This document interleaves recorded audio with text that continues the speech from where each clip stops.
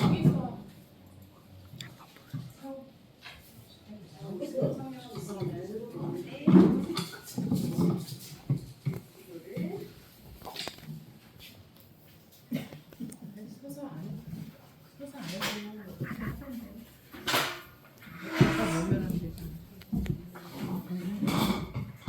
사도신경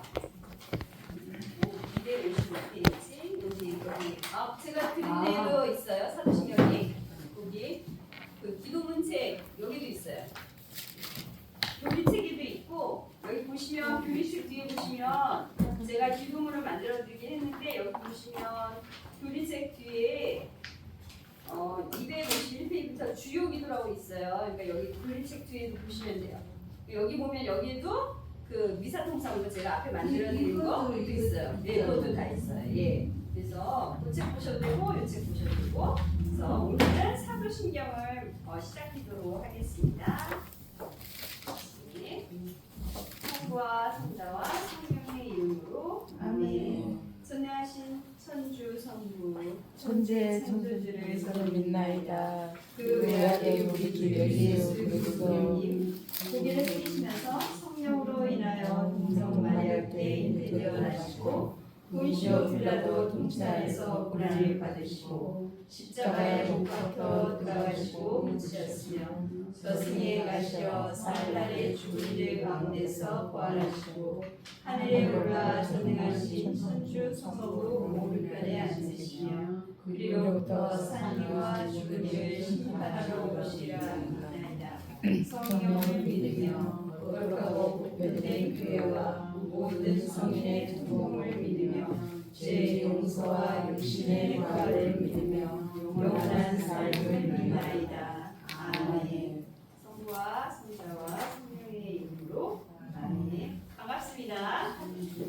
예, 사도신경. 네.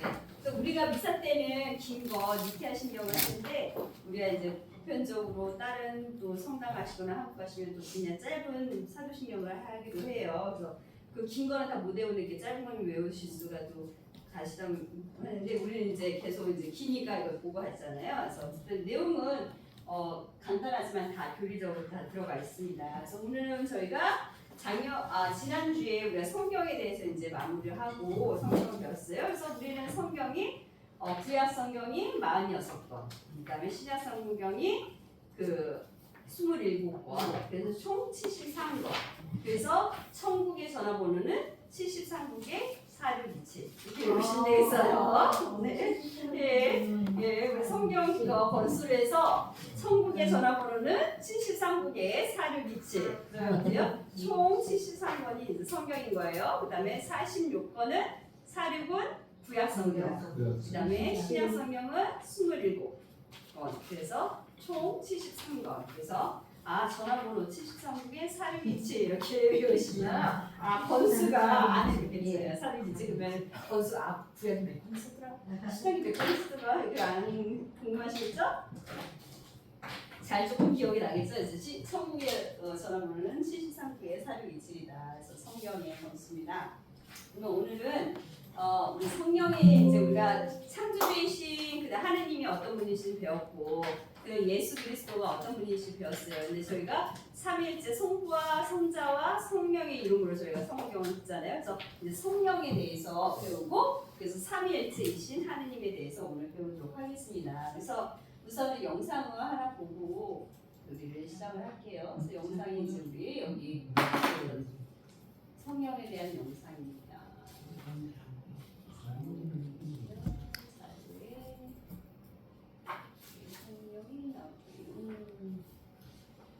여기 영상들이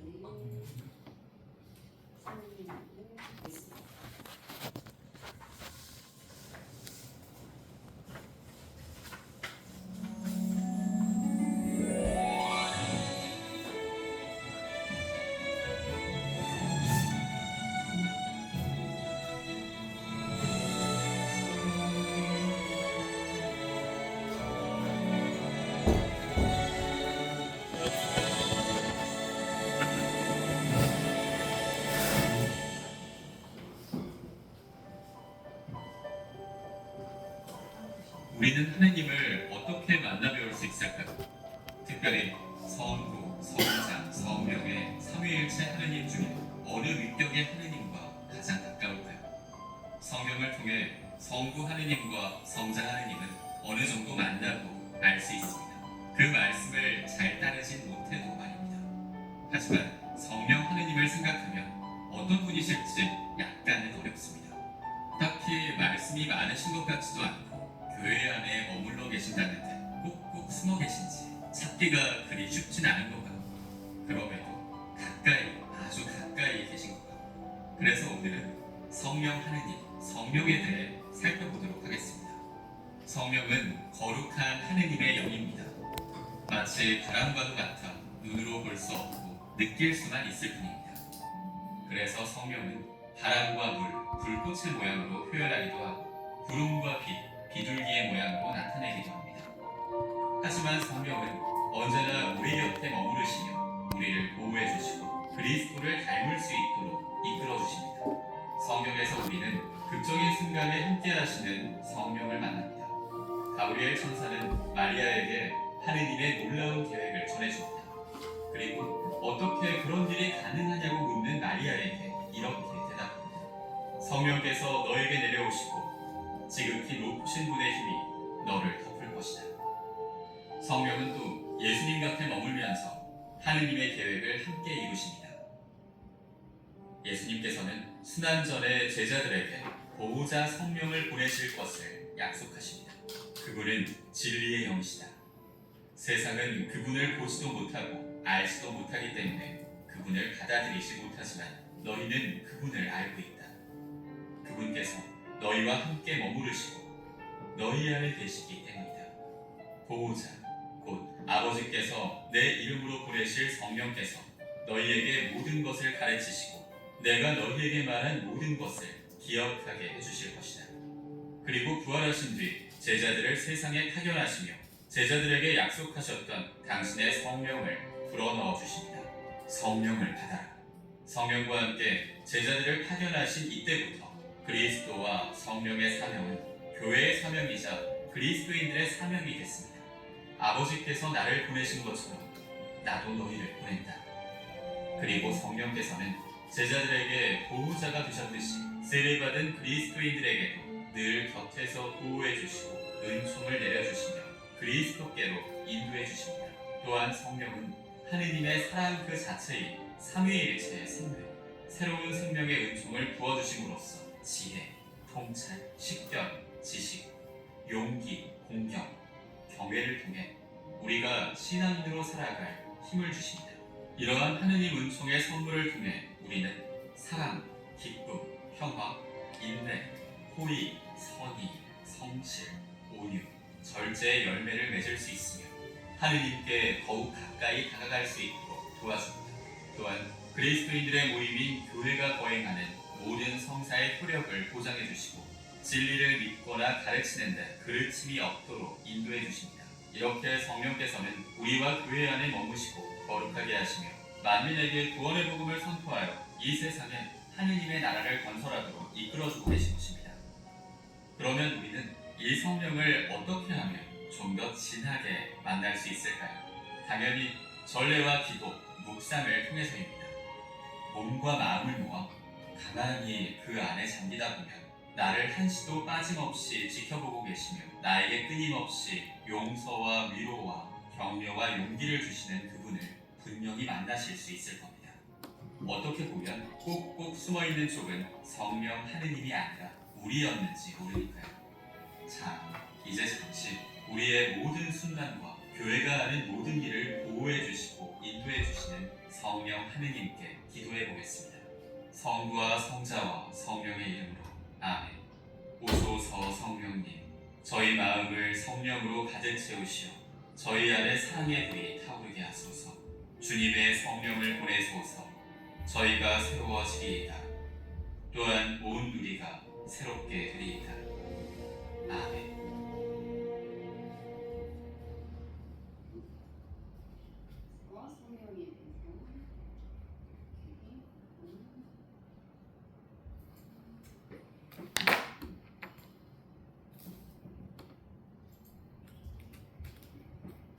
성령의 우리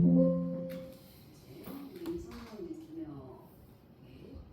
그 이제 우리가 성부와 성자와 그 성령의 이름을 하면서 이제 십자가를 그으면서 우리가 삼위일체의 하느님이심을 이제 고백을 하는데 거기서 이제 성령, 그러니까 영이라고 아까도 표현을 했잖아요. 그래서 그 하나님의 생각은 하나님의 성령만이 아실 수 있습니다. 그러니까 우리가 어떤 보이지 않는 하느님을 또 이렇게 자유를 통해서 양심을 통해서 성령을 통해서 알 수 있었고, 예수 그리스도가 그 하느님의 그 아들이라는 것을 어떤 본인이 죽으시고 부활하시고 또 우리에게 영원한 그 구원을 약속하셨던 예수님의 그 삶을 보면서 우리가 하느님의 신을 아셨고, 그리고 성령은 그 성령 아니니까 예수님께서 보호자로 성령을 보내주시겠다 했을 때 그 제자들이 성령을 받고 나서부터 용기 있게 그리스도를 전하기 시작을 했습니다. 그래서 근데 성령은 그 하나님의 성령만이 아실 수 있다. 하나님의 성령만이 하나님의 생각을 알 수 있다. 이게 바로 어떻게 보면 그 아까도 말했지만 성령은 영이라고 했어요. 우리 영. 그러니까 우리가 그 창세기에 보면 하나님께서 진흙으로 사람을 만들어서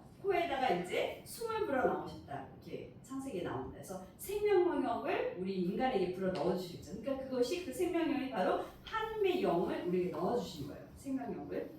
그래서 바람이나 그다음 아까도 얘기했지만 비둘기는 왜 비둘기로 표현이 되냐면 예수님께서 그 세례를 받으실 때 비둘기 모양인 그 성령이 내려와서 그 이는 내가 사랑하는 아들, 내 아들의 그 말을 들어라면서 이렇게 그 비둘기 모양으로 이렇게 성령이 내려오시는 그 표현이거든요. 그렇게 해서 보이지는 않지만 바람이나 그다음에 어떤 숨이나 아까도 말했지만 불꽃은 그 사도들에게 내렸던 그 성령이 내렸던 불꽃 모양으로 이렇게 내렸다 이런 그게 성경에 이제 나옵니다. 그래서 그 우리가 처음에 벌써 우리는 창조될 때 하나님의 영이 우리 안에 들어와서 우리가 그것을 우리 안에는 성령이 함께 하신다는 것을 이제 우리가 카톨릭 신앙 안에서는 믿고 있는 거죠. 그래서 여러분들이 이제 세례를 받으면 이제 신부님이 이렇게 안수를 이렇게 축복을 해주실 거예요. 그때 이제 성령이 이제 함께 하시기를.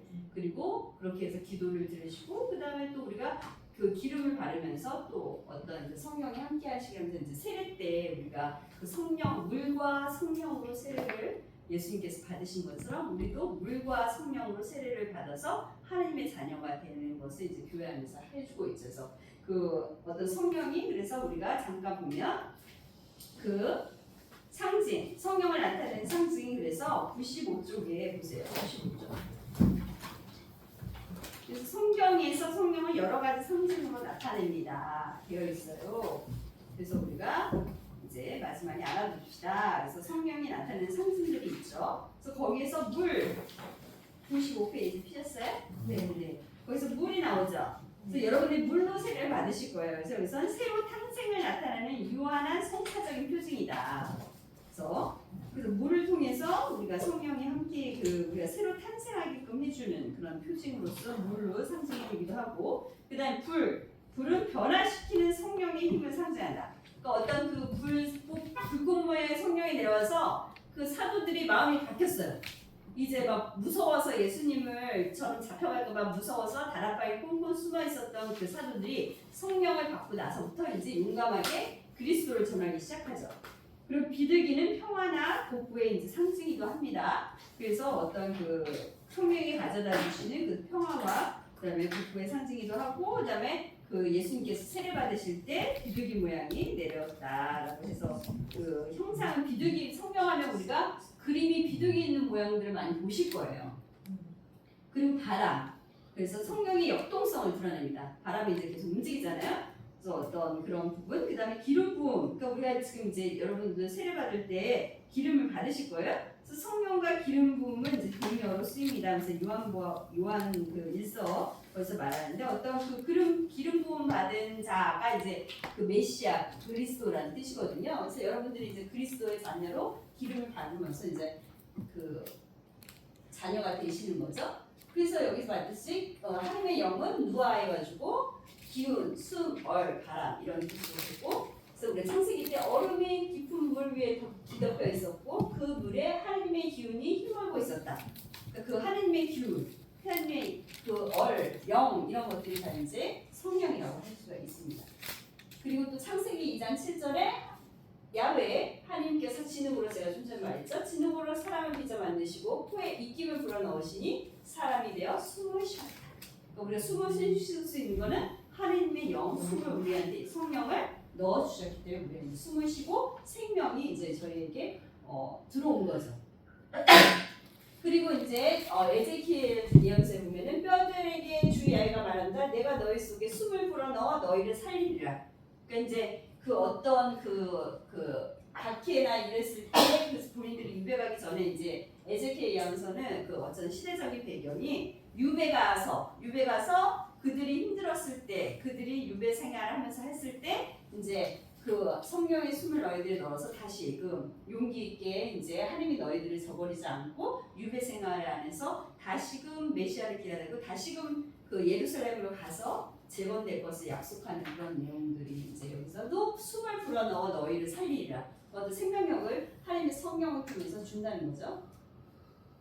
그리고 이제 구약 성경에서 형서에서 나오는 하나님의 영은 아까도 말했지만 이제 그 창세기도 나왔었고 그리고 야훼께서 모세에게 이르셨다. 너는 이 백성을 지도해온 장로 70명과 함께 나에게로 오너라. 너에게 내려주었던 영을 그들에게도 나눠주겠다. 그러니까 모세가 혼자서 하기가 너무 힘들었던 거예요. 광야에서 나와서 그러니까 너를 도와줄 그러니까 말하자면 옆에서 도와줄 뭐 우리 봉사자가 이렇게 있는 거 사복희처럼 그만큼 모세가 혼자 백성을 이끌기 힘드니까 이제 70 장로들에게 모여서 나에게 데려오라 해서 그들에게도 하나님의 영을 줘서 모세가 그 백성들을 잘 다스린 것처럼 이제 그 장로들에게도 그래서 어떤 영을 그들에게 나눠주겠다는 뭐예요? 하나님께서 준 축복을 주신다는 그런 의미도 있는 거죠. 그래서 야훼의 영이 다윗에게 내려 그날부터 줄고 그에게 머물었다. 다윗도 그 이스라엘 민족 안에서 되게 그 하나님의 말씀을 따랐던 중간에 뭐 그 잘못도 했지만 그 유다인들의 민족의 안에서는 그 통일과 그 민족들을 통일시키고 엄청나게 그 태평성대를 이뤘던 그 다윗의 왕을 그 지금부터 그 예수님도 다윗의 자손이라고 이제 신약에서 얘기를 할 만큼 이스라엘 민족들에게는 위대한 왕이었죠 다윗이. 그래서 그 다윗에게 하나님의 영이 머물렀기 때문에 다윗이 하나님을 따르면서 잘 통치를 할 수 있었다라는 것도 이제 보여줄 수가 있습니다.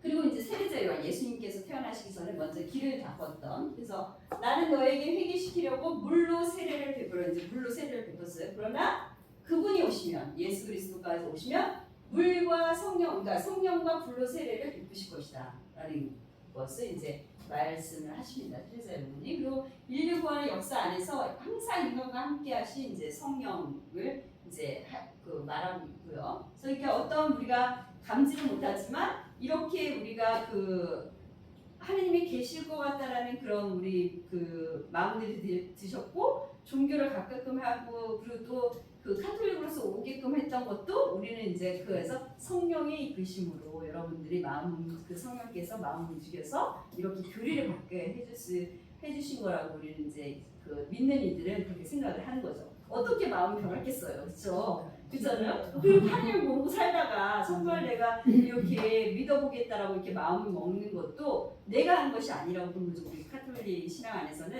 그 성령께서 나의 마음을 변화시켜 주시고 아까도 말했지만 변화된 그 불이 이제 변화를 시킨다는 것도 있지만 우리가 어쨌든 살아가면서 그 하나님의 뜻을 헤아릴 수 있게끔 나도 모르게 예전에는 깨닫지 못했는데 순간순간 이제 여러분들이 성경을 읽으면서 그리고 미사 안에서 아까도 이제 영상으로 봤지만 우리가 내가 옆에 보이지는 않지만 하나님이 내 옆에 계시고 내 안에 계시고라는 것을 내가 그 체험되었을 때가 있어요. 여러분들은 이제 세례 받고 이제 교리를 받으면서도 어쩌면 그런 게 느껴질 수도 있겠죠. 그런 것들이 내 안에서 성령께서 내 안에 함께 하셔서 나를 깨우쳐 주시고 이끌어 주시고 한다는 것을 이렇게 체험으로 우리가 인류 역사 안에서 있었다는 거죠. 그래서 그리고 또 아까 영상에서 얘기했지만 예수님의 탄생이 또 가브리엘 천사가 성령이 너에게 내려오시고 지극히 높으신 분이 힘을 감싸 주실 것이다. 그러므로 태어나신 그 거룩한 아기를 하나님의 아들이라 부르게 될 것이다. 그래서 누가복음 1장 35절 여러분들이 이제 쓰시면서 쓰기 시작하셨나요? 여기까지 다 썼어요. 여기까지 썼어요? 그래서 성령으로 잉태를 하셨어요. 예수님께서. 그래서 어떤 남자와 관계가 아니라 인간적인 게 아니라 정말 하나님의 아들이시기 때문에 천사가 성령으로서 잉태를 어떻게 그렇게 불가능한 일이 있겠습니까? 마리아 그렇게 질문을 하니까 가브리엘 천사가 하느님께서는 못하시는 일이 없다. 하느님에게는 불가능한 일이 없다라고 이제 대답을 하면서 성령으로 이제 잉태를 하신 거죠. 일장 다 쓰셨어요? 너무 힘들었어요. 기른데 있잖아요. 쓰려니까 글씨 잘 많이 안 쓰는데. 70몇 절까지 써갖고. 예. 그래서 이제 누가복음에 이제 그 성령에 대한 얘기가 많이 나오죠. 예수님께서도 세례를 받으시고 어디겠어? 아니 루카복음 1장이 80절까지 있다고. 그렇죠. 예, 탄생이고 80절이죠. 세례자 영감을 받고 예수님의 탄생이 거의 길잖아요. 그래서 예수님께서도 세례를 받으시고 기도를 하고 계셨는데 호련히 하늘에서 열리며 성령이 맞죠? 비둘기 모양으로 비둘기 형상으로 그에게 내려오셨다. 그래서 3장 21절에서 22절. 그래서 그렇게 그 비둘기로 성령으로 이렇게 사진처럼 내려오셔서 그 성령이 예수님과 함께 머무르시는. 그리고 예수께서는 요르단 안에서 성령을 가득히 받고 돌아오신 뒤 성령의 인도로 광야로 가셔서 40일 동안 악마에게 유혹을 받으셨다. 그러니까 공생활, 그러니까 하느님의 아들로서 일을 하기 전에 먼저 가서 기도를 하러 광야에 홀로 가셨는데 그때 어때요? 성령을 가득히 받고 성령의 이끄심으로 광야에 갔기 때문에 그 악마의 유혹을 이겨낼 수 있으셨다는 거죠. 그래서 이렇게 그 성령에 대한 얘기가 이제 누가복음에 이렇게 나오고 있고요. 그 또 하나는 그러니까 주님의 성령이 나에게 내리셨다. 주께서 나에게 기름을 부으시어 가난한 이들에게 복음을 전하게 하셨다. 그러니까 그것도 뭐야? 성령이 나에게 내려서 내가 어때요? 기쁘게 그 한 그리스도를 전하는 그 하느님을 전하는 가난한 이들에게 전하는 그런 역할을 또 성령께서 나에게 용기와 힘을 줬다는 이제 내용이 나오고 또 똑같이 또 누가복음 이거 46장 아닌데 잘못했네요. 그러게요. 네. 오늘 너희가 들은 이 자리에서 이루어졌다. 이게 몇 장일까요? 누가복음. 아무래도 내가 타이틀이 잘못한 것 같아요. 붙이다가 잘못한 것 같습니다. 누가복음. 지금 누가라고 네, 원래 옛날에 틀린 건가 아니요. 물어보려고 46장 때문에. 네, 누카로 바뀌었어요. 예전에 누가였고, 그러니까 그 성경 전에 성서가 있었어요. 그 전에는 누가였거든요. 제가 이제 이거는 그 먼저 번에 만들어 놓은 거라서 아직 수정을 제가 못했습니다. 그러니까 누카로 이제 성경으로 바뀌면서 누카로 바뀌어서, 그러니까 외래어니까 누카 했다가 또 누카 소리 나는 대로 이제 또 바뀌게 된 거예요. 그래서 원래는 이제 누가복음에 우리가 46장까지 없잖아요. 못합니다. 23장. 그러니까 저기예요. 그 24장 4장 21절이라고. 그러니까 잘못 쳤어요. 그렇죠? 4장 21절. 여기서 보면 그래서 우리 그분이야말로 이스라엘을 해방시키신 분 그대로다. 이 일이 일어나는 것은 사흘째가 됩니다. 쭉. 24장 2절 3절. 오늘 너희가 들은 이 자리에서 이루어졌다. 21절.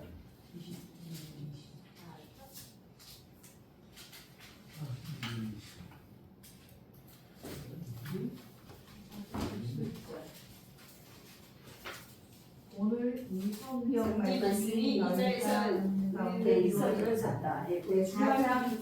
중간 부분이 끝났네요. 그래서 제가 4장 21절 4장 21절에 그죠? 이걸 뺐어야 돼요. 그죠? 그게 이제 이사야 말씀을 하시면서 보면은 이제 그 회당에서 하셨던 말씀인 것 같아요. 그러니까 희년을 선포하다 그렇죠? 그쪽에서 4장 21절 보시면 예수님께서 그들에게 말씀하기 시작하셨다. 오늘 이 성경 말씀이 틀렸네요. 오늘 너희가 들은 이 자리에서 이루어졌다. 이 성경 말씀이 너희가 듣는 가운데서 이루어졌다. 4장 21절이에요. 네. 4장 21절. 그래서 이 성경 말씀이 뭐냐면 희년을 선포하는 그 말씀이에요. 그래서 희년은 뭐냐면 묶인 이들에게 해방을 주고 그래서 그 이사야서라고 하는데 그러니까 이 그 묶인이고 그다음에 억압받고 죄인들을 다 해방시키시기 위해서 예수님이 오셨다는 거죠. 그래서 그 말은 그 구원의 그 날이 바로 그 이 성경을 공독하는 이 날에 이루어졌다라고 이제 예수님께서 본인이 이루실 일을 미리 이제 공생나 말하자면 하나님의 일을 시작할 때 딱 그 부분을 읽으면서 이제 선포를 하시는 거예요. 그래서 여기는 뭐예요? 18절 볼까요? 18절 그 앞에 4장 펴셨어요? 네. 성경 4장 이루어졌다 그 말 전에 18절 이거 보셔야 되겠네. 주님께서 예, 여기가 4장 또 아무치는 또 헷갈리니까 여기 아이고 이게 슬라이드 수로 하니까 경호 안 돼.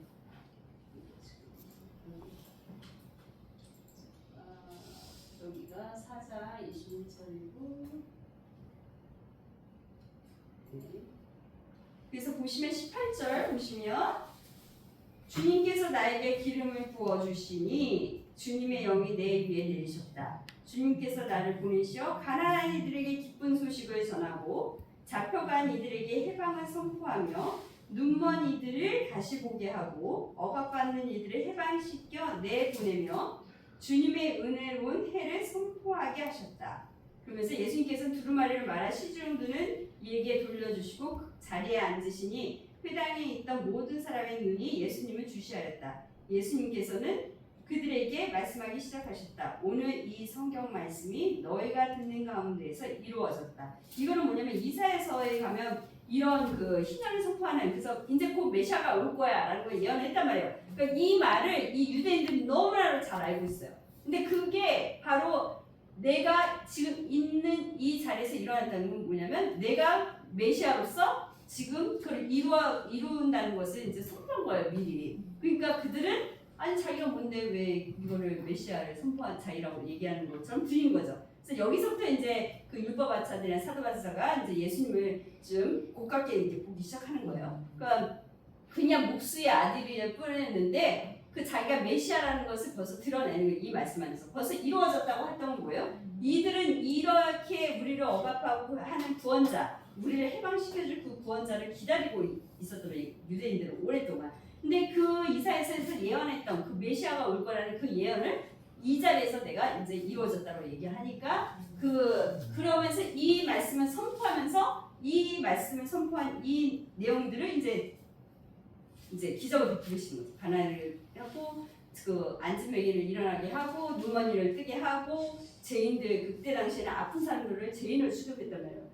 하나님께 죄를 졌기 때문에 너가 아픈 거야. 그러게요. 이거 네. 쓰다 보니까 아픈 네. 사람은 죄를 네. 받아서 그렇죠. 네, 몸이 그때 그냥 당시 그렇죠. 불구자들은 네. 죄를 받아서 왜냐하면 그때 그렇게 당시 되는 거야. 그 이스라엘 민족들은 자기 어떤 몸이 육체적으로 병이 들거나 아프거나 특히 나병 환자들을 철저하게 하느님한테 벌을 받은 인물이기 때문에 격리시키고 지금도 우리가 이 세상 문득변자에 격리시켜 놓잖아요. 어떤 전염병 그런 것도 있지만 그러니까 그 시대에서는 아픈 사람, 가부, 어린이들 다 죄인으로 그때 시대에는 취급을 한 거예요. 그렇기 때문에 그게 그 사람들이 죄인이 아니라는 거예요. 그래서 더 팩트 있게 예수님께서 그들의 병을 고쳐주면서 너가 병이 나았다 이렇게 말씀하지 않아요. 죄를 용서받았다라고 말씀하시죠. 그러면서 안전하게 그들이 아픈 것도 서러운데 그 주변에서 자기네들을 그 아픈 거 죄인이라고 취급하면서 그러니까 어떻게 하면 아픈 것도 서러운데 마음의 병까지 들게 그 사회적인 분위기가 그랬던 거죠. 그러니까 예수님께서는 그들에게 제일 아픈 게 나았으니까 너네가 눈을 떴으니까 이거보다도 어떻게 보면 죄를 용서받았다라고 하는 것이 더 큰 치유를 받는 거죠. 예수님이 하신 말씀은. 그래서 그런 의미. 그래서 그 성령께서 함께 이제 그 예수님 하느님의 일을 하시기 전에 이렇게 이제 그 주님의 영을 나에게 내리셨다. 그리고 이제 그거를 이제 선포하시면서 그 하느님의 일을 시작을 하십니다. 그러니까 어쨌든 예수님도 성령을 받고 아버지의 일을 이제 하시기 시작한 거죠. 그렇게 해서 하시고 그래서 예수님의 기적은 그래서 결국엔 성령의 그 활동의 표시다라고 이제 할 수 있습니다. 그래서 마태복음 나는 하느님께서 보내신 성령의 힘으로 마귀를 쫓아내고 있다. 그러니 하느님의 나라는 이미 너희 가운데 와 있는 것이다라고 이제 말씀을 하십니다. 마태복음 12장 20절. 그래서 그 성령의 인도로 인해서 광야에 나가서 그 악마의 유혹도 이겨내시고 그리고 또 그 어떤 그 마귀의 힘을 쫓아내는 것도 성령의 그 힘으로 쫓아냈다고 이제 예수님께서 말씀을 하시는 거죠. 그리고 성령을 보내주시겠다고 이제 약속하시는 거예요. 예수님께서 이제 승천하셔서 아버지에게 가고 부활하신 다음에 예수님께서 승천을 하십니다. 하늘로. 근데 그 내가 없어서 너희들이 그 하느님을 모르는 것이 아니라 내가 없어서 나를 믿는 것이 못 믿는 것이 아니라 너희를 이끌어줄 보호자이신 성령을 너에게 다시 보내줄 거라는 약속을 하시고 이제 아버지께로 가시죠. 그래서 성령이 너에게 오시면 너희는 힘을 받아 땅끝에 이르기까지 어디에서나 나의 증인이 될 것이다. 그래서 그 부활하시고 나서 50일 후에 성령 강림 제자들에게 진짜 이제 성령이 내려오신 거죠. 그러고 나서 정말 예수님의 그 말씀하신 것처럼 이제 용감하게 그리스도를 전파하고 그리고 박해도 기꺼이 목숨도 내어 놓으면서 예수님을 이제 그 정교를 이제 하는 거죠. 사도 그러니까 모든 제자들이 예수님의 말씀대로 이제 성령의 힘으로 그러니까 성령으로 어때요? 내가 그걸 받아서 내가 정말 예수님이 정말 우리와 함께 하셨던 하나님이셨구나라고 제자들이 뒤늦게 깨닫고 정말 내가 목숨도 안 아까울 만큼 목숨을 걸고라도 예수님을 그 배반하지 않고 증언을 하면서 그리스도를 이제 전하기 시작을 하는 거죠. 그래서 성령 강림이 이제 그 제자들에게 내리고 그러자 혀 같은 것들이 나타나 불길처럼 갈라지며 각 사람 위에 내렸다. 이게 사도행전 2장 3절 한번 볼까요? 2장 3절. 사도행전 여기 뒤쪽이에요. 복음서 다 지나고 요한복음 뒤쪽에 사도행전은 제가 그때 우리 성경 때 말씀드렸을 때 그거죠. 사도들의 행적. 그러니까 예수님이 이제 하늘로 올라가시고 나서 성령을 받고 나서 사도들이 이제 예수님을 전하기 시작하는 그 제자들의 행적을 이제 적은 것이 바로 이제 사도행전입니다. 그 사도행전에서 이제 이때부터 그 용감하게 이제 그 전파를 한 거죠. 그 사도행전 2장 3절에 보시면 승천하셨어요. 1장 보시면 하고 예수님이 승천하셨고 기도하는 사도들이 있고 마태를 사도로 뽑았고 2장에서 성령 강림 이렇게 나오잖아요. 여기 말고 그래서 거기서 보시면 3절 요한복음 뒤 사도행전 잘 찾으셨어요? 요한복음. 네. 이건 네, 요한복음 2장. 예, 성령 강림. 예, 3절. 조그만 번호. 예, 3절. 그쵸? 3절. 네, 보시면 그쵸? 거기 보시면 오순절이 되었을 때 이제 1절부터 보시면 오순절이 되었을 때 뭐예요? 50일 후인 거예요. 50일이 이제 저기 부활하시고 나서 50일이 되었을 때 그들은 모두 한 자리에 모여 있었다. 그런데 갑자기 하늘에서 거센 바람이 부는 듯 한 소리가 나타나더니 그들이 앉아 있는 온 집안을 가득 채웠다. 그리고 불꽃 모양의 혀들이 나타나 갈라지면서 각 사람 위에 내려 앉았다. 그러자 그들은 모두 성령으로 가득 차 성령께서 표현의 능력을 주시는 대로 다른 언어들로 말하기 시작하였다. 그래서 그 각자 다른 언어로 알아듣고 또 다른 언어로 말하고 그러나 그걸 다 알아듣는 거예요.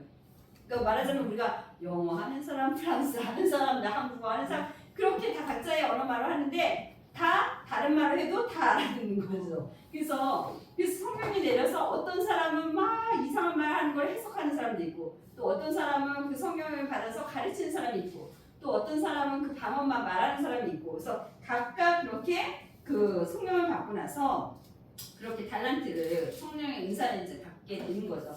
그러고 나서 이제 그 사람에 내려서 본격적으로 교회가 시작이 됩니다. 그래서 성령 강림인 날이 바로 교회의 창립인 거예요. 왜냐하면 모여서 그리스도를 전파하기 시작했기 때문에.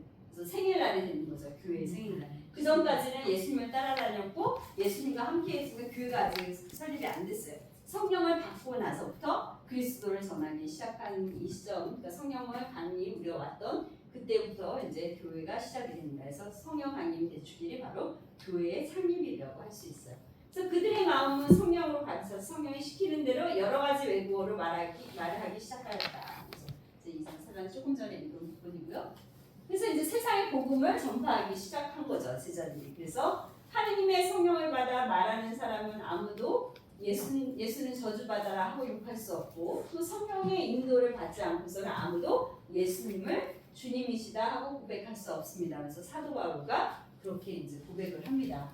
그래서 그 성령으로 인해서 예수님이 그리스도이시고 하나님의 아들임을 우리가 깨닫게 알게 되고 신앙을 갖게 되고 또 그 성령을 통해서 우리가 그분이 바로 하나님의 아들이심이라는 걸 우리가 고백할 수 있게끔 이끌어 주신다는 거죠. 그래서 저희가 교리를 제가 아무리 가르쳐도 여러분들이 그게 마음으로 안 와닿고 마음이 변화되지 않으면 신앙을 가르칠 수 없잖아요. 근데 서서히 교리를 통해서 알아가고 하나님을 알게 되면서 어때요? 우리 마음이 조금씩 신앙으로 가까이 되는 거. 그게 제가 하는 게 아니라 바로 우리가 여러분 안에 성령께서 이끌어 주시고 계시다는 것을 이제 우리 신앙 안에서 저는 이제 믿는 거죠. 그래서 이제 작년에도 처음 이제 세례를 받으신 분들이 이제 이번에 4월 19일 날 올해 받았는데 처음에 교리 시작했을 때하고 이렇게 많이 변화된 모습이 이제 저는 이제 보이는 거예요. 그래서 그 안에서 성령께서 다 각자의 신앙 세례받게 하기 위해서 성령께서 각자에게 활동하셨구나라는 게 이제 저는 이제 그 체험으로 또 오는 거죠. 그래서 되게 감사하고 되게 행복하고 그랬습니다. 여러분들이 세례 받을 때도 또 그럴 것 같습니다. 네. 그래서 제가 이렇게 교리는 하지만 저도 이렇게 말을 하고 하면서 제가 또 준비해오지 않은 말들이 이렇게 나올 때가 있어요. 그러면 이게 내가 하는 교리가 아니라 성령께서 나를 이끌어서 이렇게 해주시는 거야라는 그런 또 체험을 또 하게 됩니다. 그래서 성령의 인도하심에 따라 사는 삶은 하느님의 자녀로 살아가는 삶이에요. 그래서 성령께서 인도하시는 삶은 뭐예요? 악이 아니라 선한 일을 하는 우리의 삶인 거죠. 그래서 우리가 그리스도를 전하면서 그리스도가 하셨던 것처럼 가난한 이웃을 돕고 또 우리가 사랑을 실천하고 그렇게 실천된 삶을 한다는 거죠. 그래서 하느님의 자녀로 살아간다는 삶은 바로 성령께서 이끌어 주시는 삶을 우리가 그것을 깨닫고 그리고 그것을 실천하는 삶이라고 이제 할 수가 있습니다. 그래서 이제 성령의 은혜, 그래서 성령칠은 아까도 얘기했지만, 그래서 7가지 은사를 우리에게 내려주세요, 성령께서. 그래서 그것은 이제 7은 7가지의 은사, 은혜라고 할 수 있는데, 은총이라고 할 수 있는데, 그러니까 슬기, 그다음에 의견, 통달, 국생, 지시, 효경, 두려움.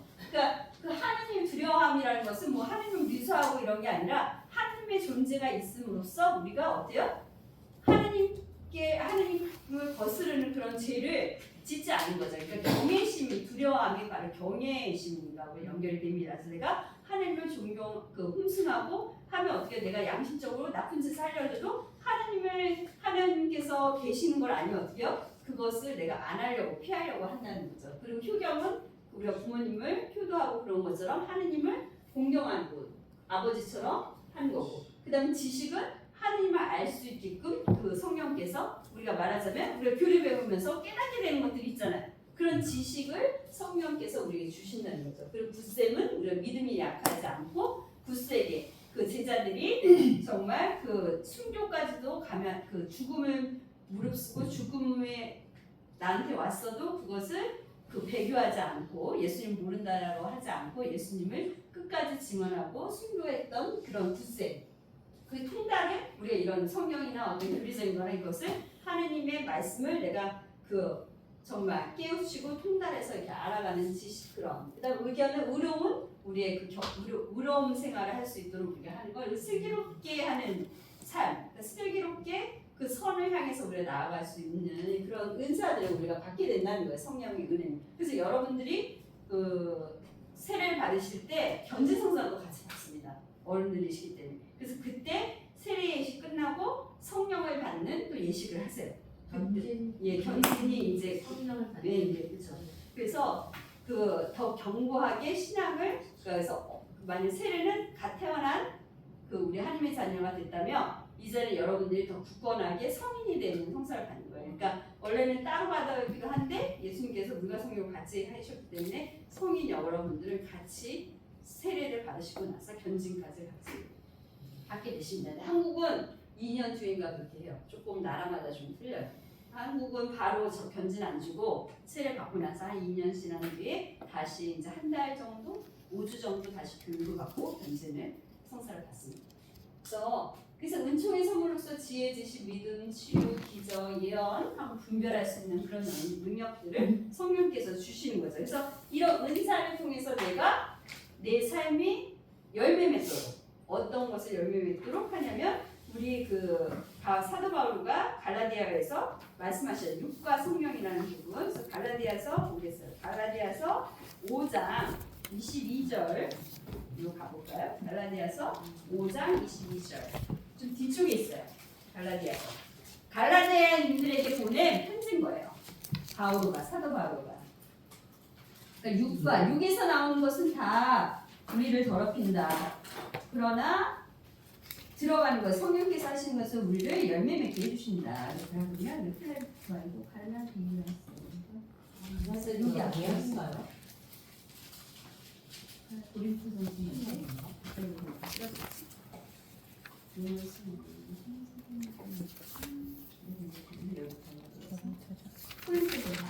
몇 장이요? 5장이라고. 5장 고린토 1서 다음 2서 다음 갈라디아서 고린토 2서 다음이에요. 에페소서 전 갈라디아서 5장 여기 육과 성령 13절 육과 성 나오죠? 육과 성령 나오죠? 육과 성령 13절 5장 13절 그죠?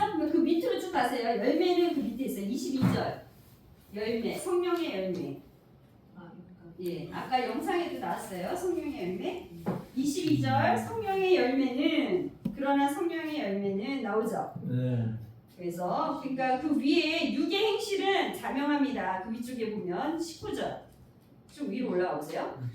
육의 행실은 자명합니다. 그것은 꼭 불륜, 더러움, 방탕, 우상숭배, 마술, 적개심, 분쟁, 시기, 격분, 이기심, 분열, 분파, 질투, 만증, 흠선되는 습관 그 밖에 이와 비슷한 것들입니다. 내가 여러분에게 이미 경고한 그대로 이제 다시 경고합니다. 이런 것들을 저지르면서 이제 교회 공동체에서 살았지만 여러분들이 그거에 이런 짓을 저지르는 자들 하나님 나라를 차지하지 못할 것입니다. 그러면서 그러나 성령의 열매는 어때요? 사랑. 그러니까 성령의 이끄심대로 내가 선한 의지로 하나님의 그 그리스도인답게 살아가는 사람은 열매를 맺는다는 거예요. 뭐를? 내 삶이 사랑을 실천하는 삶, 기쁜 삶, 평화로운 삶, 그다음 인내하는 인내심을 주고 호의를 주고 그다음 선의, 성실, 온유, 절제 이렇게 9가지 열매를 맺게 된다는 거예요. 그래서 호의, 친절, 선의, 선한 것을 실천하는 선의 이런 9가지 열매를 성령의 그 이끄신 대로 잘 살아가는 사람들은 성령의 그 열매를 맡게 되는 거예요. 그래서 우리의 삶이 사랑을 잘 실천하는 삶이 되고 내가 온유한 사람이 되고 그리고 성령 안에서 기쁨의 삶을 살고 그리고 절제의 삶을 살고 그리고 내가 정말 성실하게 살게 되고 이렇게 그래서 성령께서 함께 내가 머무르는 삶이 열매를 맺을 수 있도록 우리가 살아가야 된다는 거죠. 그 은총의 선물은 바로 이웃과 교회 공동체에서 봉사하기 위한 선물이다. 그러니까 우리가 내가 혼자서 기쁘고 그냥 그렇게 하는 절제하는 게 아니라 그런 성령의 열매는 내 공동선을 위해서 그러니까 말하자면 교회 공동체 세상을 위해서 내가 실천해야 되는 삶이라는 거죠. 성령께서 주시는 열매는 그렇게 맺어가야 한다는 겁니다. 그래서 그렇게 성령께서는 우리를 선한 의지로 계속 이끌어 주시는 것을 우리가 삶 안에서 또 그렇게 못할 때가 있잖아요. 여기 말했지만 뭐 방탕할 때도 있고 그리고 누군가를 질투할 때도 있고 우리 나약한 인간이기 때문에 끊임없이 그런 마음이 들지만 그럴 때마다 성령께 기도를 하는 거죠. 성령 내 안에 오셔서 그런 내가 지금 누군가를 미워하고 누군가를 시기 질투하고 이럴 때 그것을 다시 그 사람에게 내가 사랑을 실천할 수 있는 그런 온유한 마음을 주시고 나의 기쁨을 다시 주시고 내가 절제 그런 것을 물리칠 수 있는 절제를 주시고 이런 것들을 이제 성령께 내가 그 의탁을 하면서 기도를 하는 거죠. 선이 선한 의지대로 살아가는 선이 네, 선행 호의는 어떻게 보면은 친절물 이렇게라고 말할 수 있어요. 절제. 그러니까 9가지 열매를 맺게 된다라고 이제 사도 바로가 얘기를 한 거예요. 그때 당시 갈라디아인들이 그 교회 공동체에서 그런 모습을 많이 지금 말하자면 질투하고 분열되고 이런 공동체였기 때문에 이렇게 성령을 받아서 서로 사랑하고 서로에게 온유한 모습을 보이고 그런 열매를 맺고 살아가십시오. 성령께서 주시는 그 열매는 이런 겁니다. 내가 성령의 은사를 받으면 하면서 그 갈라디아인들에게 이제 어떻게 보면 비유로 이렇게 말씀을 하신 거죠. 또 말하자면 우리 신부님께서 미사 때 조언을 해주면서 우리가 잘 살아갈 수 있는 방향을 제시해 준 것처럼 이 갈라디아 이 편지도 사도 바울과 그 공동체, 교회 공동체에 이렇게 여러분들이 잘 하나님의 성령을 잘 받고 살아가면 이런 육적에서 나오는 그런 것이 아니라 성령의 열매를 맺고 살아가시는 겁니다라고 이제 말하자면 훈계를 하시는 거예요. 예, 그래서 이렇게 해서 이제 성령은 그래서 우리가 보이진 않지만 우리 마음 안에서 활동하고 계시고 내가 끊임없이 성령께서 내 안에서 움직여서 내가 하느님의 자녀로서 신앙인을 잘 살아갈 수 있도록 또 성령께 기도를 하신다면 여러분들이 그 감지를 성령께서 느낄 수 있게 해주실 겁니다. 그래서 성경을 한 구절 어떤 우리가 이제 여러분들이 누가복음도 쓰면서도 특히 뭐 이 부분이 참 내가 참 마음이 와닿고 그리고 또 뜨다다 내가 정말 미처 살아오면서 생각하지 못했던 그런 느낌들이나 이런 것들을 성경을 읽으면서 주실 거예요. 그게 바로 내 안에서 그 옆에서 성령께서 나를 그런 방향으로 생각하게끔 느낄 수 있게끔 해준다는 거죠. 그래서 이 성경은 그래서 성령이 함께 하시고요. 아무리 그냥 책자로 글자로 있지만 개개인이 그렇게 느낄 수 있게끔 이끌어 주시는 거예요. 그래서 살아있는 성령 하느님의 말씀이고 이 성경이 바로 하느님을 보여주는 계시가 바로 제가 처음에 성령이라고 했잖아요. 그게 바로 성령께서 우리를 성경을 통해서 하느님의 존재를 알게 해주시고 깨닫게 해주시는 거예요. 그래서 성령이 그래서 뭐 말하자면 또 어떻게 보면 성령 좀 무서운 게 이렇게 달라질 수 있어요. 막 이상한 말을 막 방언하고 막 이제 성령 내어가고 막 그러면 이제 안수받고 막 쓰러지는 사람도 있고 막 이런 그 케이스도 있어요. 근데 이제 그런 것은 이제 어떻게 보면 그냥 그 성령께서 함께 머무르는 시간이기 때문에 그렇지만 그렇게 성령께서 하시는 일은 우리가 선한 의지를 갖고 어떤 것들을 해 나가게 이끌어 주시는 그런 기운이 바로 성령께서 활동하신다는 거죠. 근데 어떻게 보면은 잘못 그 성령의 그런 것을 잘못 이용해서 이렇게 하시는 분들도 간혹 있어요. 근데 그거는 그 식별할 수 있는 그 능력이 이제 성령께서 주시는 것도 있고 결국은 이런 열매를 맺을 때 정말 성령께서 활동을 하셨다는 거죠. 이 9가지예요. 정말 우리가 어떤 그 성령을 받았다고 하면서 어때요? 분열을 일으키고 누구한테 험담을 하고 뭔가를 질투를 하고 그러면 결국 이 성령을 받는 게 아니라는 거예요. 그러니까 성령을 받고 내가 신앙에서 살아간다면 이런 열매를 맺어야 되는 거예요. 그럴 때 그 올바른 성령을 받고 나가 신앙생활을 하는 거예요. 예, 그렇게 해서 우리가 삼위일체이신 하느님을 이제 다 배웠습니다. 그래서 이제 삼위일체 하느님이 어떤 분이신지 하느님을 믿습니다. 삼위일체는 조금 우리가 처음에 얘기했지만 어떻게 하나이신 하느님인데 3명 그 성부, 성자, 성령일까라는 그런 의문이 드실 거예요. 그래서 이것도 한번 이제 영상을 한번 보고 삼위일체도 설명을 드리겠습니다. 그래서 오늘 마지막에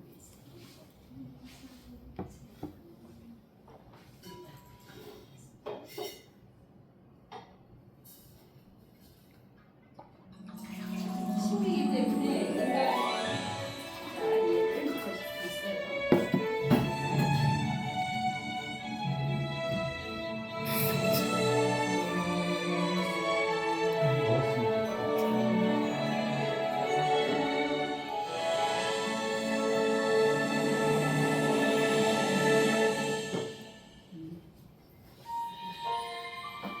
하나가 셋이고 셋이 하나가 되는 신비. 가톨릭 교회 안에서 가장 중요하면서도 가장 이해하기 어렵다는 신비.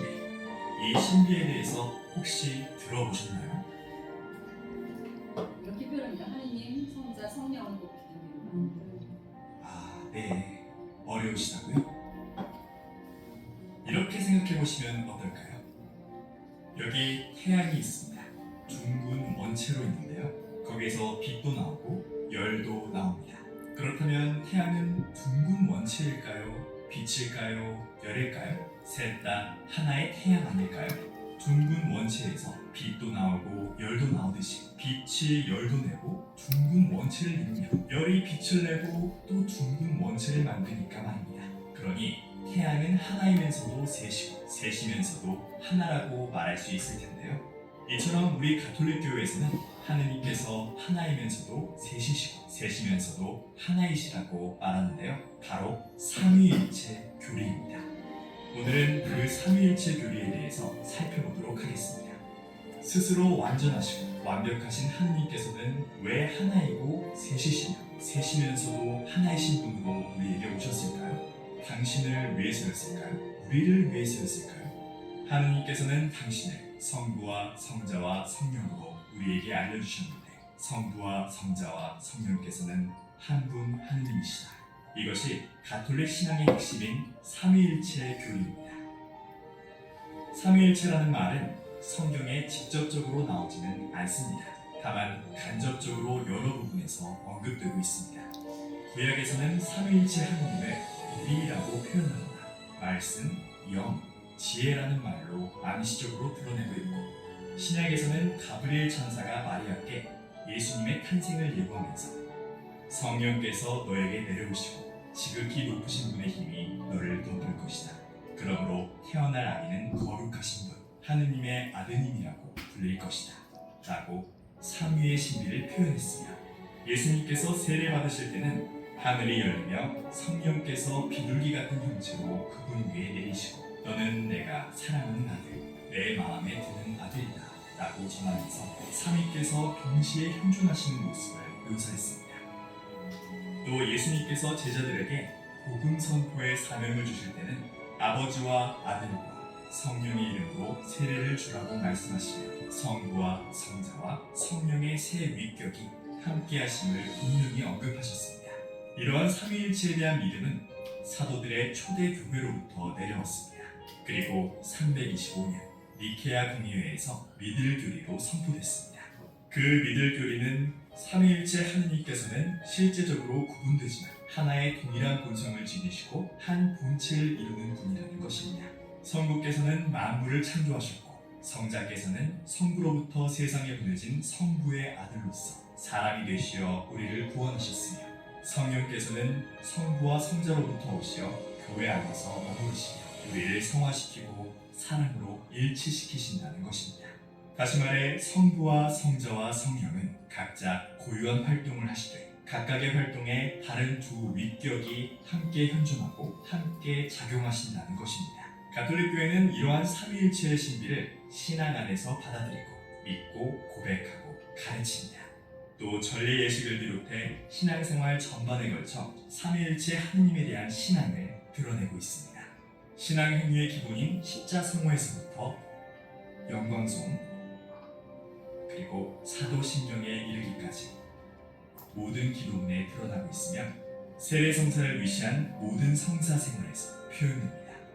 그리고 교회는 성령 강림 대축일 다음 주일을 삼위일체 대축일로 기념하며 삼위일체 하느님의 인류 구원 활동에 감사와 찬미를 드립니다. 아버지께서 나를 사랑하신 것처럼 나도 너희를 사랑하였다. 너희는 내 사랑 안에 머물러라. 우리의 신앙생활은 반드시 삼위이신 하느님께서 이루시는 친교와 일치에 참여하면서 우리도 서로 친교를 이뤄야 합니다. 우리가 기도를 바칠 때는 성령 안에서 성자를 통하여 하느님 아버지께 바치는 것입니다. 기도만이 아니라 우리 구원의 길 역시 성령 안에서 성자를 통하여 성부께 이르는 것입니다. 성부, 성자, 성령으로 오시는 하느님은 우리를 위한 하느님의 배려입니다. 우리에게 보다 가까이 다가오고 싶으신 하느님의 사랑입니다. 하나이면서도 셋이고 셋이면서도 하나이신 하느님 감사합니다. 찬미와 영광 받으소서. 이제와 영원히.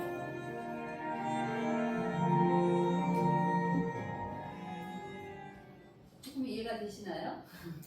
저 어렵죠? 어려워요. 그래서 이거는 그 어떤 그러니까 우리가 이제 그 뭐를 위한 게 아니라 신비이기 때문에 우리가 이제 교회 안에서 그분의 이게 신비를 우리가 이제 받아들이면서 이걸 이제 이해할 수가 있어요. 그래서 제일 이제 좀 세 위격이 하나라는 것을 아까도 말했지만 이제 성모님을 통해서 그러니까 성령으로 잉태돼서 그 성령이 이제 그 성모님 안에 잉태를 함으로써 같이 이제 들어가는 거죠. 성령께서 성모님 안에 그리고 그 성령을 통해서 잉태된 아들이 바로 예수님의 아들이라고, 그러니까 하느님의 아들이라고 했어요. 이는데 그 예수라고 이제 이름을 해라. 그러니까 그 아들이 잉태되면서 이제 아들 예수 그리스도가 이제 그 잉태된 그 자체. 그러니까 성모님 안에 성령께서 임하셔서 성령을 통해서 예수님이 잉태를 이제 그 아기를 가지셨고, 그 다음에 그 영이 하나님의 영이 이제 그 내리시면 그 예수님 그 거룩한 그 아버지의 그 모습이 그 같이 이루어졌다라고 얘기를 하거든요. 그래서 그 성모님을 보더라도 그 하느님이시며 성령이시며 예수 그리스도를 잉태하신 그 사건 안에서 그 한 분이신 하느님을 우리가 조금 이해해 볼 수 있지 않을까. 그 안에 다른 분이시지만 결국에는 하나로 그 성모님 안에 함께 계신 분. 그리고 우리가 아까도 태양물 얘기를 했지만 저희가 이제 우리 아버님 같은 경우에는 이제 우리가 보면 그냥 그 아버지라고도 하지만 또 그 우리 자매님의 남편이시기도 하잖아요. 근데도 그러면서 어때요? 또 그 우리 아버님의 아버님에게는 또 아드님이시기도 하잖아요. 또 어떤 우리가 그 한 사람이면서도 어떤 약간 역할이라면 역할이게 다르게 표현이 될 때가 있는 거죠. 그래서 어떤 활동도 그래서 하나님께서 한 분이시지만 아까 그랬던 새 위격을 가지고 계시다. 그래서 우리에게 어떻게 보면 하느님으로 다가올 수 있는 것을 쉽게 인간의 모습으로 우리에게 보내주신 성자를 통해서 하느님을 알게 하시고, 또 예수님이 올라가시고 승천하신 다음에 또 그 하느님과 예수님이 계시다는 존재를 깨우치게 해주시는 것이 그 영을 성령을 통해서 우리가 깨우치게 되는 것. 그래서 그 영도 하느님이시라는 거죠. 그래서 좀 더 하느님을 우리가 접할 수 있는, 아까도 얘기했지만 접할 수 있는, 우리에게 더 가까이 오시기를 원하시는 그런 역할을 이제 세 분이 이렇게 하고 계신다는 거죠. 그래서 자연 안에서 하느님의 그 존재를 우리가 알 수 있고, 또 예수 그리스도의 삶을 통해서 하느님을 알 수 있고, 또 성령을 통해서 그 제자들이 그렇게 예수 그리스도를 전한 것처럼 그 생명력으로, 그 숨으로 그렇게 하느님이 내 안에 계시다는 것을 내가 알게 되는 거. 그래서 세 분이 한 분 그렇게 내 안에 들어오신 그분이 바로 하나의 하느님이시라는 것을 우리가 이제 가톨릭 교회 안에서는 삼위일체 교회를 이제 믿게 되는 거죠. 그래서 그거를 이제 그때 잠깐 미사 오신 분들은 보셨으면 얘기했지만 그 아우구스틴 성께서 그 바닷가에서 어떤 꼬마애가 그 모래에 바닷물을 퍼서 계속 담고 있는 거예요. 모래에 이렇게 파놓고. 근데 그게 뭐이겠어요? 다 밑으로 스며드는 거죠. 근데도 계속 붓고 있는 거예요. 그래서 이제 그 성인이 가서 아니 그거를 왜 이렇게 바닷물을 그렇게 퍼서 거기다 담니 벌써 다 부으면서 다 스며들고 고이지가 않는 거죠. 바닷물이. 그 바닷물을 다 나는 이 바닷물 다 퍼서 날릴 거예요. 그러고 있으니까 그게 가당치 않는 말이잖아요. 그러니까 이제 그렇게 아니 그게 어떻게 가당치 않게 너가 헛수고를 하고 있니? 그렇게 얘기를 하니까 그 분이 이제 그 진리를 깨우치기 위해서 삼위일체 너가 지금 이해하지 못하는 것처럼 삼위일체 교리를 지식적으로 이해를 못한단다라는 거를 그것을 내가 온전하게 인간이 완벽하게 이해하는 것을 모래 거기에다가 다 퍼서 나르는 그거 어리석은 일과 같다라고 해서 그 성인이 깨달음을 얻으셨다고 해요. 그래서 어떤 이 삼위일체 교리는 우리가 인간적인 그 삼위 어떻게 하나가 될 수 있냐라는 인간적인 이해로서는 좀 접근하기 어렵긴 하지만 우리가 그 삼위일체이신 하느님을 그렇게 예수 그리스도를 통해서 그리고 하느님을 통해서 그리고 성령을 통해서 다 하느님의 모습으로 우리에게 오셨다는 것을 통해서 삼위일체이신 하느님을 이제 믿는 걸 우리가 고백하는 거죠. 그래서 제일 중요한 게 가톨릭에서는 이 삼위일체이신 하느님을 믿습니까라는 이제 여러분들이 나중에 이제 그 대답을 하셔야 돼요. 그러니까 이거를 믿으셔야지 세례를 받으실 수가 있어요.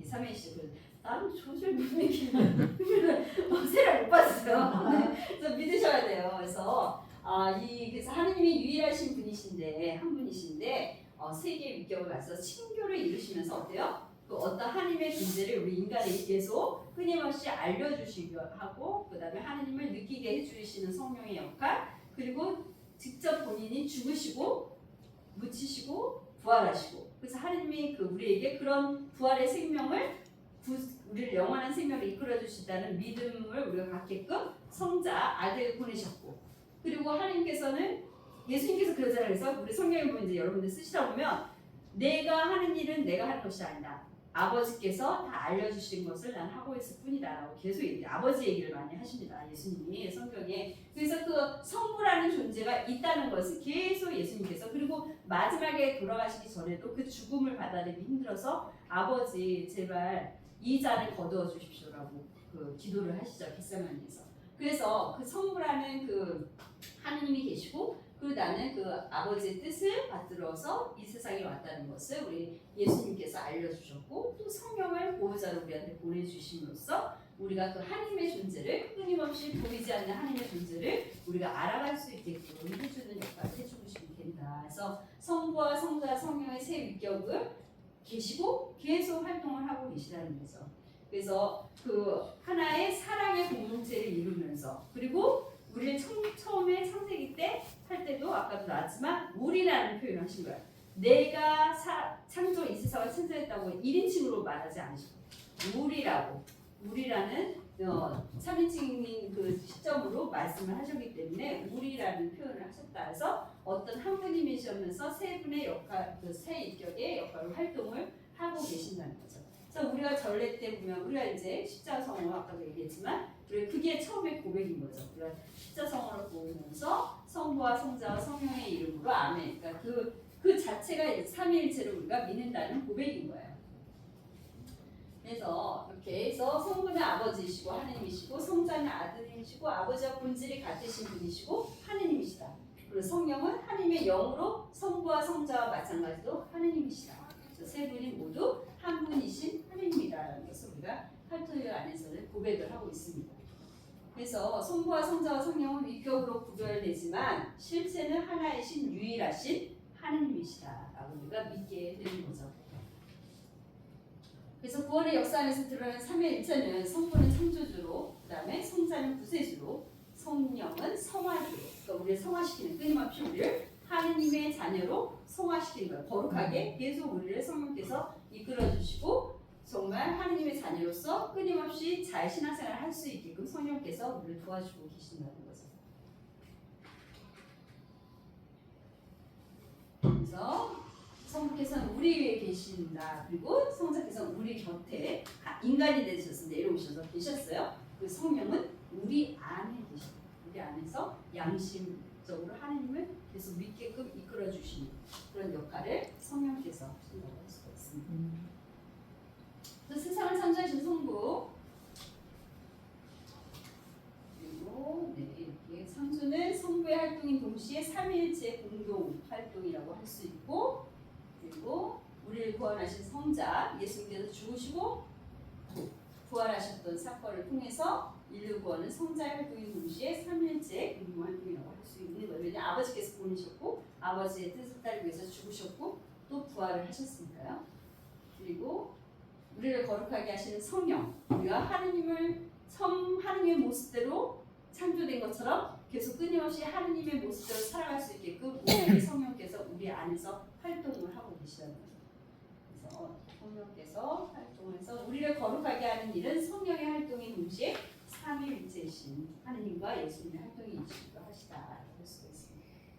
그래서 하느님은 사랑이십니다. 사랑이셔서 요한복음 1서 아버지께서 나를 사랑하신 것처럼 나도 너희를 사랑해 왔다. 그러니 너희는 언제나 내 사랑 안에 머물러라. 그러니까 그 삼위일체이신 하느님 사랑 안에 머물라는 거죠. 우리가 그래서 아버지이신 하느님, 그리고 아들이신 성자, 그리고 그 성자께서 보내신 성령, 보호자이신 성령을 통해서 그 사랑 안에 너희들을 머물러라. 그래서 곧 그 세 분의 위격이 서로 사랑의 친교를 이루시면서 본인들이 우리에게 다가오시고 우리를 이끌어주시는 그런 구원의 사업을 지금도 계속 끊임없이 이제 하고 계시는 거죠.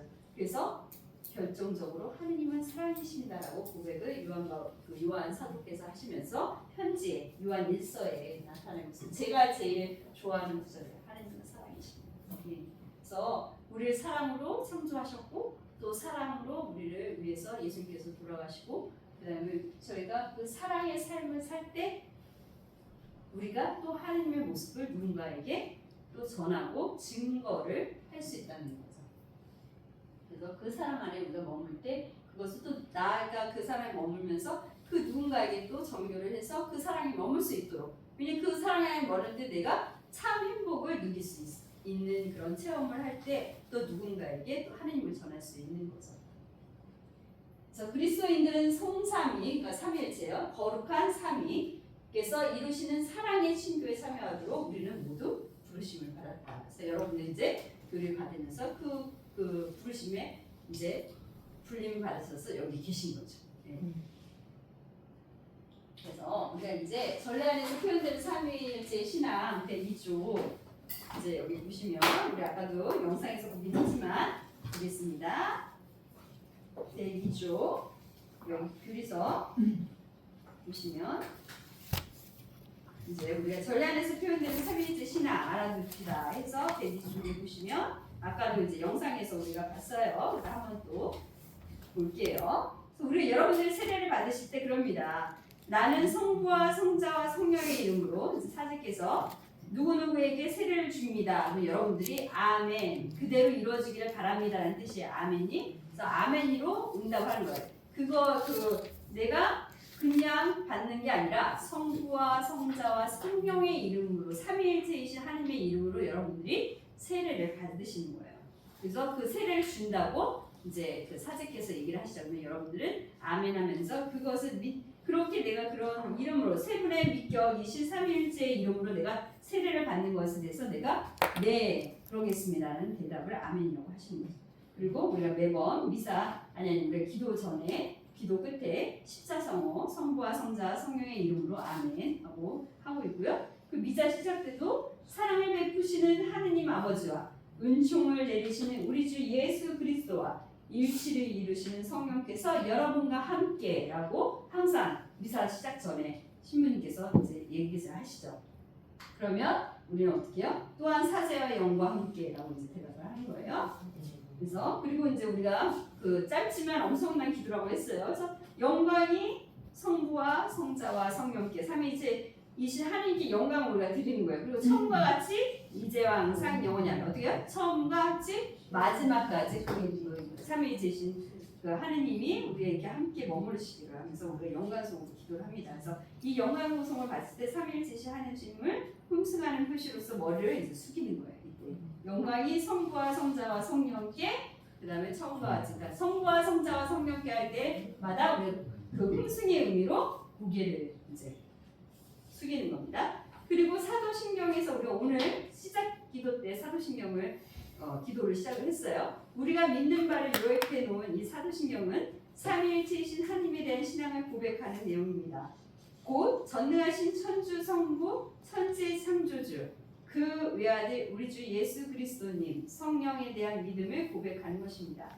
미사 전례 안에서 신앙 고백 때 사도신경 대신 니케아 콘스탄티노플리스 신경을 가질 수도 있는데 이 신경은 성자와 성령에 대한 믿음의 내용을 풍요롭게 전하고 있습니다. 더 길잖아요, 우리가. 그래서 어떤 성부와 성자와 성령에 대한 믿음을 고백하는 것이 이제 사도들이 이제 고백했던 사도신경이 짧게 있지만 니케아 신경은 아까도 말했지만 이제 그 니케아 공회에서 이제 그 콘스탄티노플 그때 이제 국교로 됐어요. 그러니까 박해를 받다가 로마가 이제 그 카톨릭 국가로 국교를 되면서 그러면서 이제 이 신경을 더 풍요롭게 삼위일체이신 하나님을 믿는 그 신앙 고백을 더 풍요롭게 기도를 길게 만든 거예요. 그래서 그렇게 그 보면 우리가 매주 미사 때 보시면 그거를 의미 있게 잘 그냥 읽으시지 말고 그 의미를 좀 되새기면서 하시면 되게 삼위일체이신 교리가 이게 다 들어가 있구나라는 우리가 느낄 수 있어요. 그래서 마지막 마친 기도로 우리가 니케아 신경을 한번 다시 그러면 기도로 마치도록 하겠습니다. 그래서 다음 시간에는 이제 저희가 신부님이 오실 거예요. 여자 신부님이 김현수 프란시스코 신부님께서 여러분들에게 성사, 거룩한 일, 그러니까 하나님의 은총이 보이지 않아요. 우리는 사랑이 눈에 보이나요? 사랑은 눈에 안 보이죠. 행복도 눈에 안 보이죠. 그것처럼 느낄 수 있는 거죠. 그것처럼 성사, 우리가 세례 성사, 그 다음에 우리가 말했으면 여러분들이 이제 하나님의 자녀가 되기 위해서 교회 안에서는 예수님이 세례를 받으신 것처럼 똑같이 교회 안에서 전례적으로 세례를 받습니다. 그거는 하나님이 세례 받을 때 은총을 부어주신 것을 전례 안에서 우리가 볼 수가 있는 거예요. 여러분들이 하나님의 자녀가 되는 그 전례를 통해서 많은 분들이 물로 세례를 받는 여러분들을 보면서 하나님의 자녀가 되시는 지금 예식을 하고 있구나 라는 은총을 받고 있구나 그거를 어떤 전례 안에서 보여주는 거죠. 그래서 성사는 거룩한 일이에요. 성사가. 근데 그 성사를 7성사, 7가지의 성사가 있어요. 우리 그 카톨릭 안에서. 그래서 세례 성사를 받아야 나머지 6가지 성사를 받을 수가 있는 거예요. 왜냐면 세례 성사는 뭐예요? 하나님의 자녀로 태어나야 나머지 축복적인 그런 거룩한 일, 전례 안에서 하는 것들을 여러분들이 받을 수가 있다는 거예요. 그래서 세례 성사를 받고 나서 그 다음에 어떻게 해요? 성체를 영할 수 있는 거예요. 그러니까 이제 태어났어요. 그럼 양육되어야 되잖아요. 영적으로. 그렇죠? 우리가 튼튼하게. 그러니까 우리 인생과 똑같아요. 양육되어야 되니까 성체 성사, 그러니까 미사 때마다 성체를 영하시고 그 성체 성사. 그 다음에 어떻게 해요? 이제 신앙이 어느 정도 굳건해졌으면 어른이 돼. 이제 양육돼서 자랐잖아요. 그럼 여러분들이 어른이 되시는 거예요. 근데 여러분들 다 어른이 되셨잖아요, 지금. 그러니까 세례랑 견지랑 같이 받으셔요. 그래서 세례 성사, 견지 성사를 같이 세례 때 받으실 거예요. 그래서 견지, 견고하게 여러분들이 신앙생활을 할 수 있어서 그 견지 성사는 그냥 성령을 받고 끝나는 게 아니라 아까도 말씀드렸지만 더 교회의 공동선을 위해서 여러분들이 봉사할 그런 성령을 받아서 사도들이 나가서 막 전파했다고 그러잖아요. 정교하고. 그렇죠. 여러분도 성령을 받아서 그 굳센 믿음으로 더 굳건하게 신앙인이 되기 위한 그런 성사를 그 전례 안에서 보여주는 거. 그리고 우리가 또 죄를 지으면 살 수가 있잖아요. 그러니까 고해 성사를 하는 거예요. 고해 성사를. 그래서 만약에 죄를 졌는데 예수님 모시면 안 되잖아요. 그래서 내가 만약에 큰 죄를 졌는데 예수님 모실 수 없으니까 고해 성사를 통해서 내 죄를 용서받고 나서 성체를 영할 수 있는 고해 성사. 그 다음에 또 아프면, 그쵸? 아프면 우리가 아플 수 있잖아요. 살면서. 그래서 영적으로도 아플 수도 있고 육적으로도 아플 수도 있고 육적으로 아플 때 이제 치유의 은사를 예수님께서 그 병자들을 고쳐주신 것처럼 성사 안에서 기도를 통해서 성령을 통해서 여러분들이 치유될 수 있게끔 그리고 그 어떤 성종하기 전에 이제 하나님께 가기 전에 다 모든 죄를 그 용서받고 가실 수 있도록 그래서 병자 성사가 있어요. 그리고 그 다음에는 여러분들이 결혼도 지금 다 하셨지만 우리 인생 안에서 결혼을 하잖아요. 그래서 저 같은 경우는 이제 결혼을 안 하지만 일반적으로는 그래서 저희는 이제 성사를 하지 않는데 결혼은 혼인 성사. 그러니까 여러분들이 이제 자녀들이 그 분들에게도 카톨릭을 인도하시려면 자녀들의 세례를 받고 그 교회 안에서 그 혼인을 하는 예식을 또 하셔야 돼요. 그래서 사회혼도 있지만 교회 안에서 혼인을 함으로써 다시 하나님이 맺어주신 그 짝이라고 해서 아무도 풀 수 없다고 이제 교회에서 그래서 카톨릭 안에서는 이혼을 그래서 인정을 하지 않습니다. 근데 요즘에는 많은 분들이 이혼을 하시잖아요. 그러면 이혼을 하시면 내가 카톨릭 신자였어요. 이혼을 했어요. 근데 그냥 혼자 살아요. 이혼하고 그러면 괜찮아요. 그냥 성세 그 죄가 없어요. 왜냐? 근데 내가 재혼을 했다. 그러면 원래 결혼한 사람하고 카톨릭 안에서는 이혼할 수 있는 게 안 돼요. 죄예요. 그렇기 때문에 불륜이 되는 거예요. 말하자면 가늠을 하는 게 되는 거예요. 재혼을 하면. 그래서 그 재혼한 그러면 내가 그 조당이라고 해서 성체를 영할 수 없어요. 왜냐면 내가 죄 있는 상태니까. 예, 그렇기 때문에 성체를 못 모셔요. 근데 교회에서는 그래서 영영 어떻게 못 모시게 하느냐 그게 아니라는 거죠. 그래서 여러분들이 재혼을 하시면 그쪽 상대방의 서류를 이렇게 해서 교회법 안에서 그걸 풀어주는 게 있어요. 그래서 서류를 제출하고 해서 교회 안에서 그 원래 결혼했던 분하고 혼인 무효를 시켜드리는 거죠. 그래서 재혼하신 분도 만약에 신자분이시면 그분도 풀어서 같이 또 성체를 영하고 교회에서 그 신앙인으로서 살아갈 수 있게 또 교회에서 도와주는 또 법이 있어요. 그래서 그러니까 카톨릭 가면 이혼을 저도 못한대 뭐 이런 거 그러니까 이혼 안 하고 잘 사시면 좋죠. 그러나 우리가 또 그런 또 그 시대적인 그런 것도 있고 그리고 어떻게 보면 교회 안에서는 그 뭐 폭력으로 인해서 고통받는 여인들도 있을 수 있잖아요. 정신병이 모르고 결혼하고 이런 분들도 있을 수 있잖아요. 그렇기 때문에 그런 것들을 이제 조사해서 성사생활, 그러니까 신앙인으로서 잘 살아갈 수 있게끔 방법들이 있습니다. 그래서 꼭 그런 경우에는 신부님하고 이제 면담을 하셔야 해요. 그래서 그거를 내가 신앙생활 계속 하려면 그 교회에서 풀려 있으셔야지 자유롭게 신앙생활을 할 수 있기 때문에 그래서 이제 혼인 성사. 그래서 만약에 내가 그 자녀분이 세례를 받았어요. 근데 배우자가 또 신자가 아닐 수 있잖아요. 그랬을 때는 배우자는 절대로 난 카톨릭 믿지 않을 거다. 그러나 이제 배우자에서 자녀는 또 카톨릭 신앙을 할 수도 있잖아요. 그러면 나는 세례를 안 받았겠지만 그래도 카톨릭 신앙으로서는 자녀들은 신앙인으로서 신앙생활을 할 수 있게끔 그거를 만약에 허락을 한다 하면 약식으로 혼인 예식이 있어요. 그래서 그걸 면담한 다음에 약식으로 해요. 그러면 그 자매니 그 배우자 세례를 받지 않더라도 그 다니는 그 남편 쪽에서 그분은 계속 신앙생활하고 자녀도 세례를 줄 수가 있습니다. 그래서 그런 방법들이 있어요. 그래서 그런 그 혼인법이 이제 교회 안에서 있습니다. 그래서 그렇게 해서 믿지 않는 분하고 결혼을 할 때도 내가 믿고 있기 때문에 그 혼인 예식을 해야 돼. 그 안 하면 또 그것도 주다인 거야. 왜냐면은 교회 안에서 결혼했는데 혼인 그 예식 안 하고 살게 되는 거니까. 그래서 그런 부분이 있고 그 다음에 마지막 성사는 이제 신품 성사. 대리자가 있어야 되잖아. 교회 그러니까 성품, 그러니까 거룩한 품을 받아요. 이게 누구예요? 사제. 그러니까 신부님들도 성품 성사를 통해서 사제가 됩니다. 그래서 신부님이 되기 위해서 10년이라는 과정이 있어요. 공부하시고 그래서 마지막에 품을 받는 거예요. 사제 품을. 그래서 성품 그래서 7가지 성사를 얘기 드렸는데 이거를 자세하게 우리 보좌 신부님이 알려주세요. 제가 없는 동안 그래서 잘 알려주실 겁니다. 그래서 제가 그래서 12일 날 와요. 9월 12일 날. 그래서 그 다음에 와서 이제 시차도 있고 그러니까 신부님이 또 그 4번만 하기는 뭐 짧다고 막 이러셔가지고 16일까지 본인이 하시겠다고. 그래서 16일까지는 우리 보좌 신부님이 강의를 하시고 그때는 제가 없기 때문에 여러분들이 왔을 때 인사드릴 거예요. 신부님 교리하셔도. 9월 16일까지. 예, 9월 16일까지 신부님이 교리를 하십니다. 그리고 저는 23일부터 할 거예요.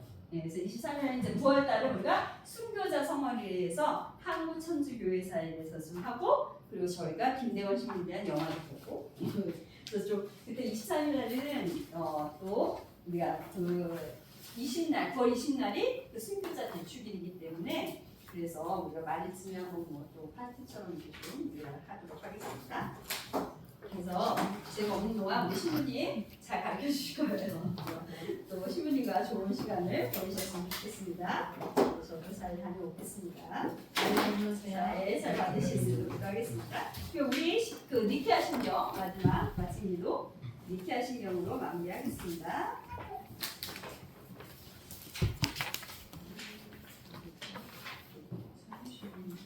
콘스탄티누플 니케아 신경이 제가 거기 그 주요 기도문에도 해놔드렸을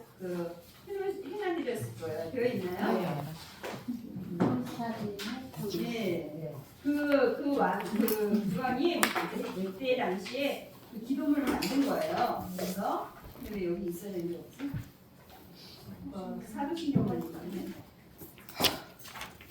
278쪽. 278쪽 있어요? 네.